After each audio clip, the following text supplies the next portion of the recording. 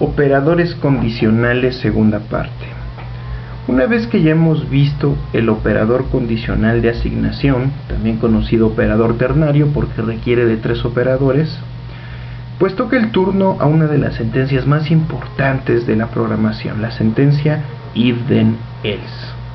Esta sentencia nos permite programar de tal manera que pues nuestro programa puede tomar ciertas decisiones en base a una condición. Gráficamente podemos observar cómo funciona el if con el siguiente diagrama de flujo. Una vez que el programa llega a un punto donde se hace una condición o se prueba una condición lógica. Si la condición lógica es verdadera, hace una sentencia o ejecuta una sentencia, en caso contrario ejecuta otra sentencia. La sintaxis en C# es muy sencilla. Básicamente es escribir el keyword if y dentro de unos paréntesis escribir la condición lógica, la cual puede ser simple o compuesta. Seguido de eso tenemos una sentencia o muchas sentencias, y puede ser que nuestro if contemple una condición en caso de que no se cumpla esta operación lógica, o sea, en caso de que la condición sea falsa, se escribe un else, el cual también puede ejecutar una o más sentencias. Hay una gran variedad de ifs en nuestros códigos. Por ejemplo, tenemos el if sencillo. Básicamente el if sencillo funciona de la siguiente manera. Nuestro programa llega a una condición. Si la condición es verdadera, se ejecuta una sentencia. En caso contrario, el programa continúa sin ningún problema. La sintaxis quedaría así: if, entre paréntesis la condición. Si esta condición se cumple, se ejecuta esta sentencia, la cual puede ser una o más de una. Bien, ¿por qué no vemos un ejemplo de un if sencillo? Del lado izquierdo tenemos un diagrama de flujo que expresa un if sencillo. Esto es un if donde nada más tiene una sentencia en el true, en la parte de la sentencia verdadera o en el brazo verdadero. Básicamente tenemos una variable que se llama temperatura. Si la temperatura o el valor de esa variable llamada temperatura es menor a 18, si esta condición se cumple, entonces imprime hace frío, en caso contrario el programa continúa.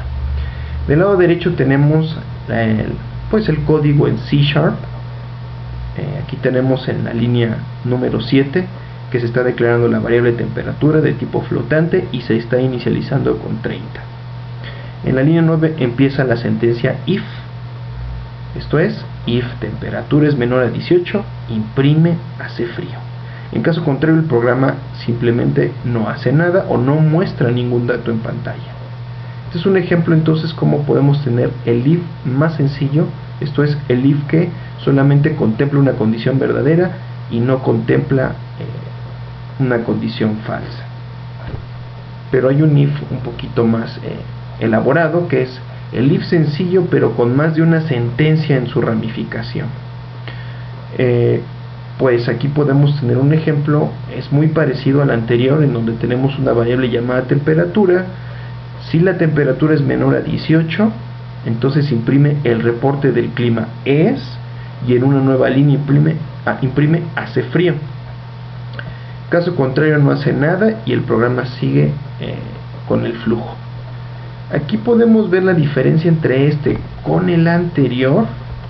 Es que en el anterior nada más hay una sentencia y en este nuevo hay más de una sentencia.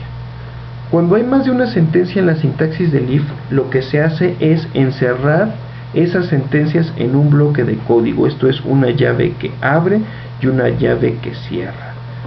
Esto es muy importante. Cuando hay más de una sentencia en cualquiera de los brazos, estas sentencias o grupo de sentencias se deben encerrar en llaves. Básicamente del lado derecho tenemos la codificación de lo que sería este diagrama de flujo, en donde se está usando un if, en donde el brazo verdadero tiene más de una sentencia, en este caso 2. El if puede tener también una condición en el brazo falso, puede tener una sentencia en el brazo falso. Como ejemplo es este pequeño programa en donde se declaran dos variables, una que se llama ingresos, otra se llama egresos. A ingresos se le asigna el valor de 100, a egresos se le asigna el valor de 200, y el programa entra en una condición. Si los egresos son mayores que los ingresos, entonces imprime la compañía está en números rojos. En caso contrario, imprime la compañía está en números negros. Obviamente, ¿qué va a imprimir? Uno u otro, pues obviamente va a depender de si esta condición booleana es verdadera o falsa. Para ver el ejemplo de esta codificación, tenemos el siguiente código en donde básicamente declaramos las dos variables.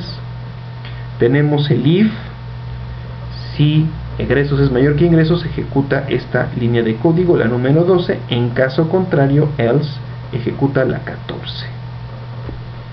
Los if pueden ser tan complicados como nosotros queramos. Puede ser que tengamos más de una sentencia dentro de la ramificación del true, o más de una sentencia en la ramificación del false. Aquí simplemente al true se le está agregando una nueva sentencia, con lo cual, si recordamos la teoría vista hace unas diapositivas, cuando hay más de una sentencia en cualquiera de los brazos, estas sentencias se deben de encerrar en llaves. Básicamente aquí lo que hemos agregado es que si la compañía está en números rojos, esto es que los egresos son mayores que los ingresos, aparte de imprimir que está en números rojos, imprimimos esta es una mala noticia. En caso contrario, simplemente imprimimos la compañía está en números negros. El ejemplo de la codificación de esto es lo siguiente. Tenemos el if, si los egresos son mayores que los ingresos, tenemos dos sentencias. Estas dos sentencias, que son parte del brazo del if, de la parte verdadera del if o del brazo verdadero, se encierran en llaves. Noten la diferencia con el else.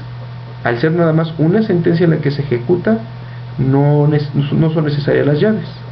Recordemos que las llaves son solamente necesarias cuando es más de una sentencia en cualquiera de los brazos del if.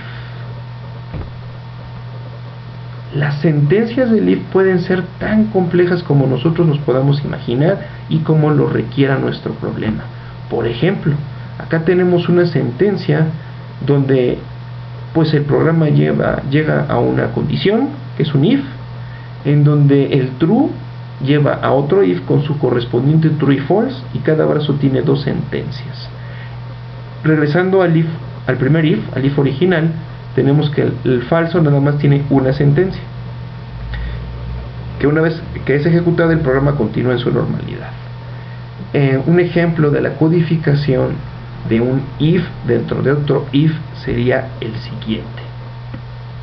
Este es el mismo ejemplo de código que el anterior, a diferencia, bueno, de que aquí ya está codificado en C#.